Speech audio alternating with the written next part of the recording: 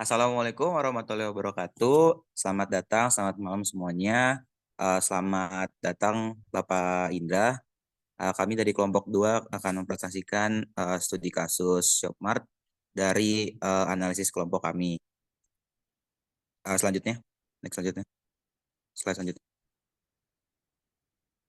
Di sini ada anggota kelompoknya. Yang pertama ada Jeremian Marco Namara dengan NIM 241051143 sebagai ketua kelompoknya. Rezik Havita Prianto 241051140, Putri Kalista Devianov 241051141, Arsyad Fadila 241051144, dan terakhir ada saya, Petrus Moreno 241051159. Next slide. Oke, ini masuk ke profil perusahaannya. Itu adalah sebuah perusahaan retail besar yang bernama Shopmart, memiliki lebih dari 200 toko di seluruh Indonesia. Meskipun penjualan cukup stabil, perusahaan mengalami kesulitan dalam meningkatkan loyalitas pelanggan dan memperpanjang durasi pelanggan untuk kembali berbelanja di toko ataupun di e-commerce atau toko online. Selanjutnya. Nah, kemudian masuk ke masalah bisnis. Yang pertama ada tingkat retensi pelanggan rendah, banyak pelanggan hanya melakukan pembelian satu kali saja. Kemudian yang kedua, biaya akuisisi pelanggan baru semakin tinggi, sehingga mempertahankan pelanggan yang sudah ada sangat penting untuk menjaga keuntungan. Perusahaan tidak memiliki gambaran yang jelas tentang perilaku belanja pelanggan yang sebenarnya, baik di toko fisik maupun online. Next slide. Nah, kemudian selanjutnya ada analisis kondisi perusahaan.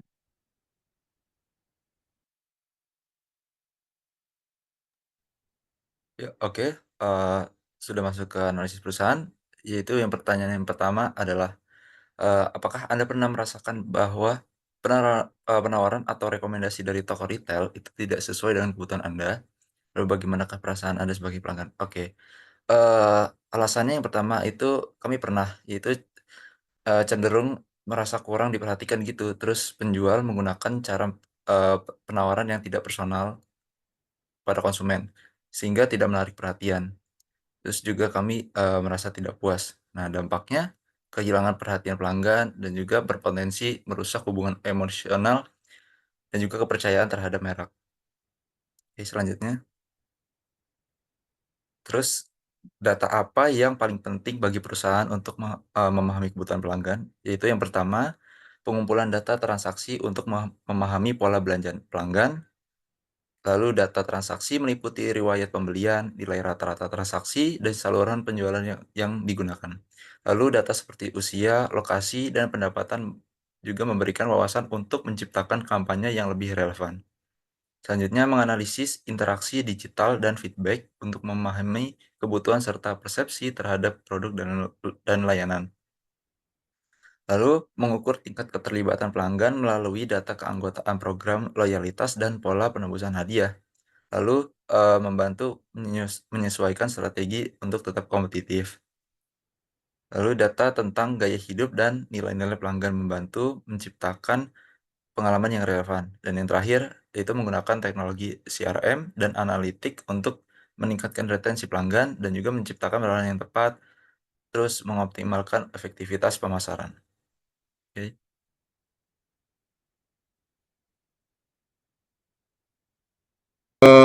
Selanjutnya yaitu pertanyaan selanjutnya. Bagaimana pandangan Anda mengenai privasi dan keamanan data dalam pemanfaatan big data untuk personalisasi penawaran? Jadi, menurut pandangan kami, mengenai privasi dan keamanan data harus menjadi prioritas utama dalam memanfaatkan big data untuk personalisasi penawaran. Perusahaan perlu memastikan bahwa data pelanggan yang sedang digunakan mematuhi peraturan yang berlaku. Contohnya, seperti Undang-Undang Perlindungan Data Pribadi atau PDP yang ada di Indonesia. Dan juga data pelanggan harus digunakan secara etis. Kemudian, anomisasi data, enkripsi, dan kontrol akses yang ketat dapat diterapkan guna menjaga kerahasiaan informasi pelanggan. Hal ini bertujuan agar transparansi kepada pelanggan mengenai data mereka dapat dirasakan secara nyaman dan aman, khususnya saat berbagai informasi. Pertanyaan selanjutnya, bagaimana perusahaan sebaiknya menjaga keseimbangan antara personalisasi dan kenyamanan pelanggan yang mungkin merasa diawasi. Untuk menjaga keseimbangan antara personalisasi dan kenyamanan pelanggan yang serasa diawasi, perusahaan sebaiknya menjaga keseimbangan tersebut dengan memberikan transparansi serta menjelaskan kepada para pelanggan bagaimana data mereka digunakan untuk keperluan personalisasi.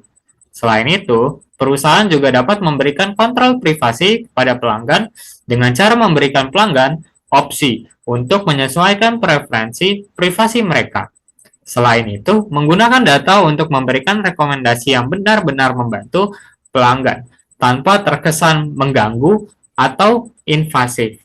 Juga dapat dilakukan agar para pelanggan dapat merasakan kenyamanan serta keamanan.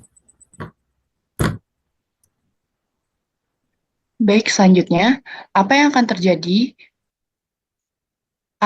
menjadi prioritas Anda dalam mengelola data pelanggan? Meningkatkan loyalitas atau mengurangi customer churn? Mengapa? Dan mengapa? Prioritas pertama dalam mengelola data pelanggan adalah mengurangi customer churn, karena churn memiliki dampak langsung pada pendapatan perusahaan. Kehilangan pelanggan yang sudah ada berarti perusahaan harus mengeluarkan biaya lebih besar untuk mengakuisisi pelanggan baru, yang pada akhirnya mengurangi profitabilitas. Dengan memahami penyebab churn, perusahaan dapat menerapkan langkah strategis seperti menganalisis pola pembelian pelanggan yang mulai berkurang, memberikan penawaran personal untuk menarik kembali minat mereka, serta membangun komunikasi yang relevan dan proaktif. Dengan berfokus pada pengurangan churn, loyalitas pelanggan juga akan meningkat secara alami karena pengalaman mereka yang lebih positif. Hal ini menciptakan dasar yang kuat untuk menjaga stabilitas dan pertumbuhan bisnis dalam jangka panjang. Selanjutnya, untuk nomor 6,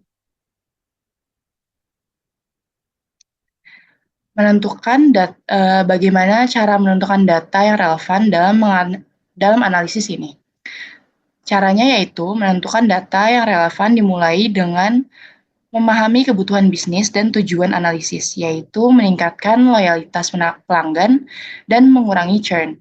Perusahaan perlu mengumpulkan data perilaku pelanggan, seperti riwayat pembelian, pola belanja, online maupun offline, dan respons terhadap promosi.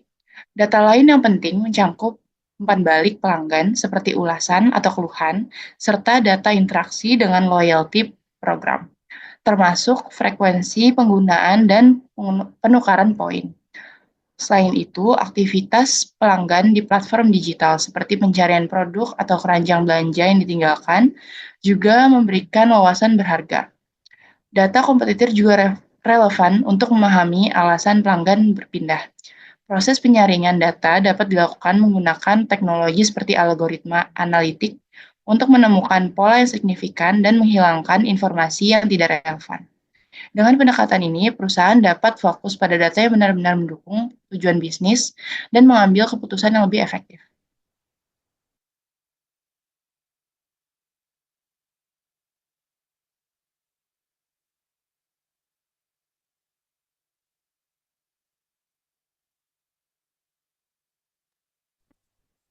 Pertanyaan selanjutnya itu mengenai bagaimana cara menjaga privasi pelanggan selama proses analisis data. Nah, di sini untuk menjaga privasi pelanggan selama proses analisis data dapat diterapkan melalui beberapa cara. Salah satunya itu kebijakan privasi yang transparan. Di sini itu dijelaskan kepada pelanggan bagaimana data mereka dikumpulkan, digunakan, dan dilindungi. Selanjutnya, enskripsi data. Enskripsi data menggunakan enskripsi bagi semua data pengguna, termasuk data pribadi dan data transaksi. Selanjutnya ada pembatasan akses pada database. Pembatasan akses pada database ini yaitu membatasi akses ke data sensitif hanya untuk karyawan yang memiliki wewenangnya. Selanjutnya adalah pemantauan aktivitas sistem. Di pemantauan aktivitas sistem ini yaitu untuk mendeteksi tanda-tandanya adanya terdapat ancaman ataupun perilaku yang mencurigakan. Yang terakhir ada pelatihan dan kesadaran karyawan. Di sini untuk memastikan karyawan terlatih dengan baik sehingga memiliki kesadaran keamanan yang tinggi. Selanjutnya pertanyaannya mengenai bagaimana sistem rekomendasi produk berbasis AI dapat meningkatkan penjualan secara signifikan. Di sini sistem rekomendasi produk berbasis AI dapat meningkatkan penjualan secara signifikan dengan menganalisis sejumlah besar data seperti riwayat penyelusuran, pola pembelian, dan referensi penggunaan. Di sini AI dapat memberikan rekomendasi produk yang relevan terhadap pembelinya. Hal tersebut tidak hanya meningkatkan pengalaman berbelanja, tetapi juga meningkatkan konversi yang lebih tinggi dan juga loyalitas pelanggan yang akan meningkat.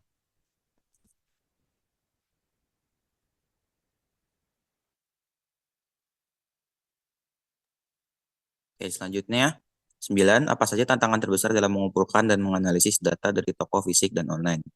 Yang pertama adalah kesulitan dalam integrasi data. Kemudian yang kedua adalah kurangnya infrastruktur sehingga menghambat pengumpulan data secara real time. Yang ketiga adalah data yang tidak lengkap dapat mengurangi akurasi analisis. Yang keempat adalah privasi dan kepatuhan regulasi. Karena berurusan dengan big data, otomatis toko lebih sulit dalam mengintegrasikan data. Kemudian infrastruktur yang terkesan mahal dan sulit untuk dilakukan. Kemudian data yang dianalisis memiliki akurasi yang rendah karena kita berurusan dengan big data. Kemudian harus mematuhi juga privasi dan kepatuhan regulasi kepada peraturan pemerintah ataupun kepada konsumen. Selanjutnya. 10 adalah bagaimana pengaruh sentimen media sosial terhadap keputusan bisnis. Yang pertama, sentimen media sosial berpengaruh karena platform ini memberikan feedback langsung dari konsumen. Feedback dari media sosial dapat memandu berbagai aspek operasi perusahaan, seperti pengembangan produk dan strategi pemasaran. Yang ketiga, perusahaan yang mampu memanfaatkan sentimen media sosial dengan bijak akan memiliki keunggulan dalam bersaing di pasar. Seperti yang kita tahu bahwa media sosial sangat efektif dalam mempromosikan toko ataupun platform ataupun aplikasi dalam jenjang media sosial yang menyebar sangat luas dan secara next.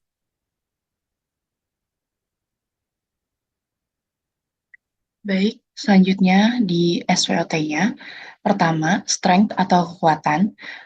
Shopmart ini memiliki lebih dari 200 toko di seluruh Indonesia, sehingga tersebut memberikan jangkauan luas dan akses yang mudah bagi pelanggan. Penjualan yang stabil juga menunjukkan adanya basis pelanggan yang cukup kuat. Selain itu, kehadiran toko fisik dan online menawarkan fleksibilitas bagi pelanggan untuk berbelanja sesuai preferensi mereka. Kedua, yaitu weakness atau kelemahan. Shopmart memiliki masalah tingkat retensi pelanggan yang rendah, yaitu banyak sekali pelanggan yang hanya berbelanja satu kali. Kurangnya pemahaman terhadap pola belanja pelanggan dan minimnya personalisasi layanan membuat perusahaan sulit menciptakan loyalitas pelanggan. Biaya untuk mendapatkan pelanggan baru juga semakin tinggi dan menambah beban operasional. Ya, selanjutnya yaitu opportunity. ShopSmart ini memanfaatkan teknologi seperti data analitik dan AI untuk memahami perilaku pelanggan dan menyusun strategi yang lebih efektif. Programnya itu yaitu loyalitas seperti poin belanja atau diskon khusus bisa membantu meningkatkan retensi. Dan juga ekspansi digital ini membuka peluang untuk menciptakan pengalaman belanja yang terintegrasi antara online dan offline. Yang terakhir yaitu trades. ShopSmart ini menghadapi persaingan yang ketat dari retail lain yang menawarkan harga lebih murah atau pengalaman belanja yang lebih baik. Nah, selain itu, perubahan preferensi konsumen terhadap personalisasi dan kenyamanan itu menjadi tantangan tersendiri. Dan juga ketergantungan pada diskon besar untuk menarik pelanggan itu bisa mengurangi margin keuntungan. Oke, selanjutnya. Baik, selanjutnya kita masuk ke dalam poin menyelesaikan permasalahan bisnis. Untuk menyelesaikan permasalahan yang dialami oleh ShopSmart ini, pertama-tama diperlukan analisis kondisi saat ini atau current condition. Saat ini, ShopSmart sedang mengalami masalah dalam perusahaan retailnya, seperti rendahnya tingkat retensi pelanggan, kemudian biaya akuisisi pelanggan yang semakin tinggi. Selain itu, tidak adanya pemahaman menyeluruh mengenai perilaku belanja pelanggan, baik di toko fisik maupun online. Oleh karena itu, kami mengusulkan beberapa ide-ide untuk menyelesaikan masalah-masalah tersebut. Yang pertama yaitu penggunaan teknologi big data dan AI. Jadi, dengan lingkungan bisnis yang serba kompetitif seperti ini, memahami perilaku pelanggan secara lebih mendalam dapat menjadi kunci untuk mengatasi masalah yang ada. Dan juga, dengan teknologi big data serta artificial intelligence dapat menjadi solusi bagi ShopSmart. Dengan memanfaatkan teknologi big data, ShopSmart dapat mengumpulkan informasi penting dari berbagai perspektif yang diinteraksi oleh pelanggan. Contohnya seperti riwayat pembelian, preferensi produk, dan juga pola kunjungan ke toko. Personalisasi ini memungkinkan perusahaan untuk menawarkan pengalaman berbelanja yang lebih relevan dan disesuaikan dengan kebutuhan serta preferensi individu para pelanggan. Ini tidak hanya meningkatkan kepuasan pelanggan, tetapi juga mendorong loyalitas dan meningkatkan konversi penjualan. Untuk mengimplementasi personalisasi yang berbasis big data ini, kita dapat menggunakan teknologi serta alat yang umum digunakan. Contohnya seperti machine learning, customer data platform, big data analytics tool, real-time data processing, serta recommendation engines. Baik, selanjutnya. Selanjutnya, adapun pemanfaatan data untuk personalisasi. Di sini terdapat beberapa, yaitu diantaranya menyajikan produk, layanan, ataupun pengalaman yang disesuaikan dengan kebutuhan dan preferensi. Selanjutnya, terdapat menawarkan rekomendasi produk yang relevan berdasarkan riwayat pembelinya yang terdapat di toko online maupun di toko fisik. Terakhir, ada yaitu memberikan pengalaman yang lebih baik dengan menyajikan produk yang diinginkan oleh pelanggan tanpa perlu mencarinya terlebih dahulu. Selanjutnya ada pengembangan aplikasi loyalitas terintegrasi. Di sini terdapat aplikasi yang menjadi jembatan antara pelanggan dan perusahaan, yaitu membantu mengumpulkan serta menganalisis data pelanggan secara real time. Selanjutnya, memberikan pengalaman yang lebih personal dan terarah kepada pelanggan dengan merekomendasikan produk berdasarkan perilaku dan preferensi pelanggannya. Yang terakhir, menyediakan opsi pembayaran yang lebih aman dan efisien, serta memungkinkan transaksi tersebut tanpa tergantung pada lembaga keuangan. Selanjutnya.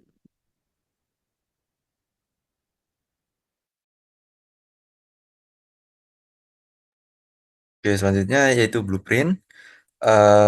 Sini integrasi data offline dan online, yaitu menghubungkan data dari toko fisik dan online untuk analisis perilaku pelanggan yang lebih menyeluruh. Lalu yang kedua, pengembangan sistem rekomendasi berbasis AI, yaitu membuat sistem cerdas untuk merekomendasikan produk sesuai preferensi pelanggan. Yang ketiga, yaitu peluncuran aplikasi loyalitas yang menyediakan platform di mana pelanggan mendapatkan penawaran khusus, poin, dan program reward. Dan yang terakhir, edukasi pelanggan.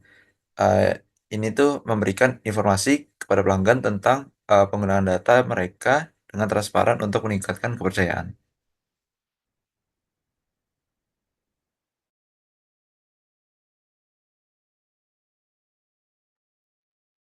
Oke, kemudian selanjutnya di sini ada budgeting usulan, yang dimana yang pertama adalah ketika ekonomi dari ShopSmart ini itu terbilang stabil. Yang pertama di sini ada komponennya adalah pengembangan dan integrasi awal, yang dimana kita akan menerapkan sistem, yaitu di sini adalah berupa Django atau Python untuk membangun sebuah sistem, yang dimana bahasa Python ataupun framework Django ini adalah yang sering digunakan untuk membuat sistem berbasis AI nantinya.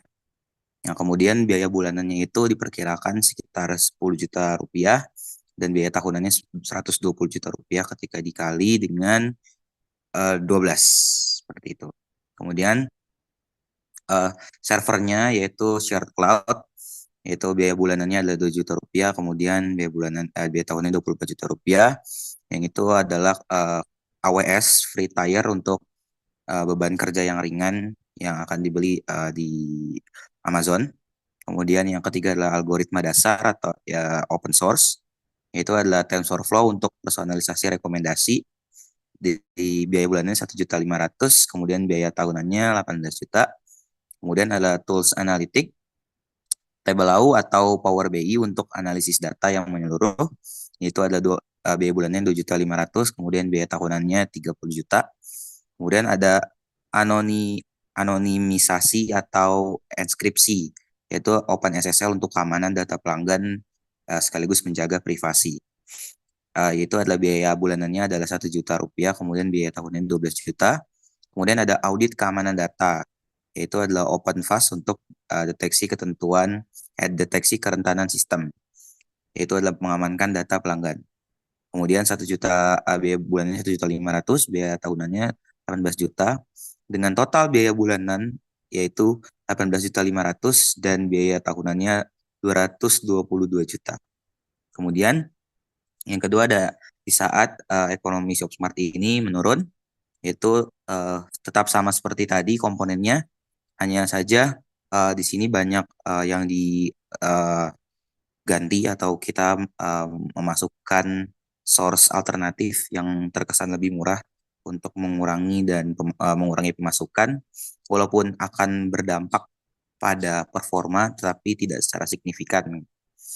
Yaitu yang pertama, pengembangan dan integrasi awalnya kita menggunakan plugin open source untuk sistem rekomendasi, yaitu adalah sistem open source yang terbilang lebih murah dari Python dan Django, yaitu biaya bulanannya 5 juta rupiah dan biaya tahunannya 60 juta rupiah.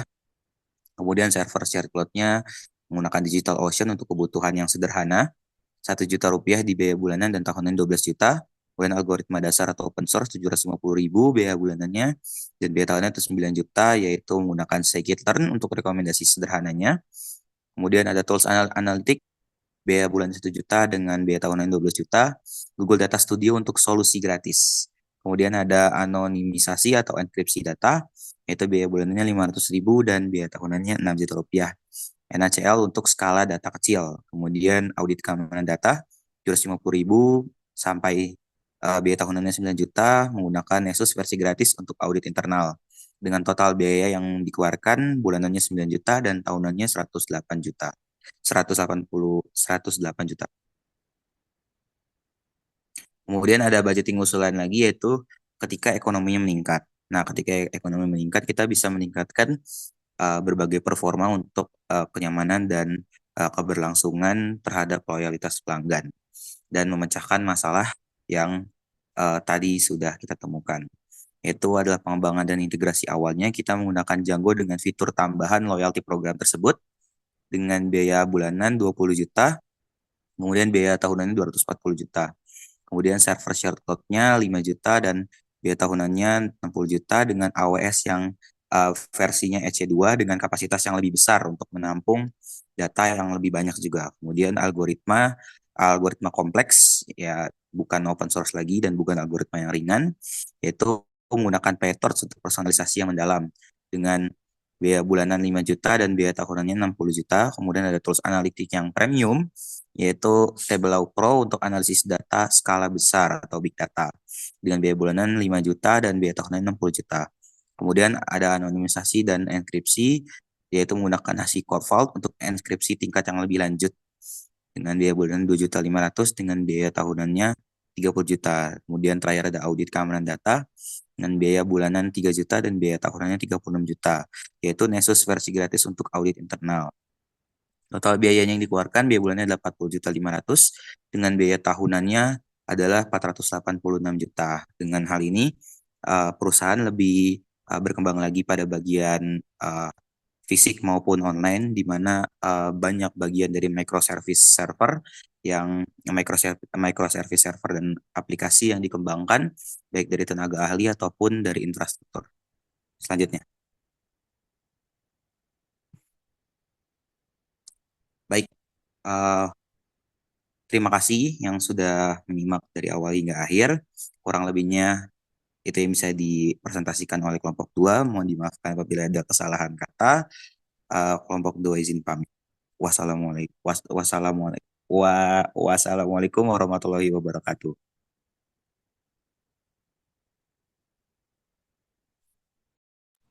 Oke, N.